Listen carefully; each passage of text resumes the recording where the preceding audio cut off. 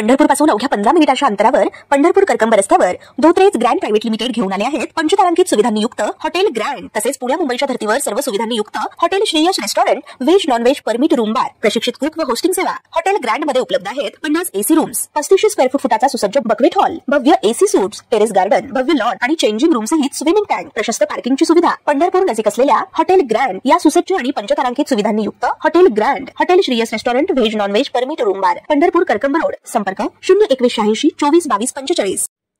पुणे बंगळूर महामार्गावर सरनोबतवाडीजवळ मंगळवारी पहाटे 5:30च्या सुमारास अपघातात एका तरुणाचा दुर्दैवी अंत झाला। दीपक शिवाजी तवंदे असे या युवकाचं नाव असून दीपक हा पुण्यातील टेल्को कंपनीत नोकरीस होता। राष्ट्रीय महामार्गावर झालेल्या अपघातात दीपकचा दुर्दैवी मृत्यू झाला। दिवाळीनंतर लग्नाचे स्वप्न साकार करण्याच्या तयारीत असलेल्या दीपकच्या अकाली निधनाने गावात हळहळ व्यक्त केली जाते।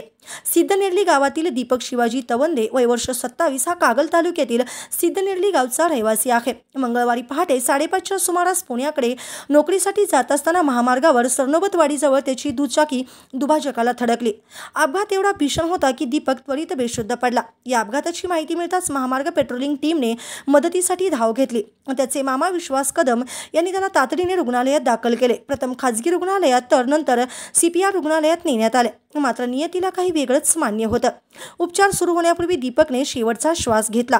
डॉक्टर्सनी दुःखद वृत्त कळवलं आणि संपूर्ण कुटुंबावर दुःखाचा डोंगर कोसळला।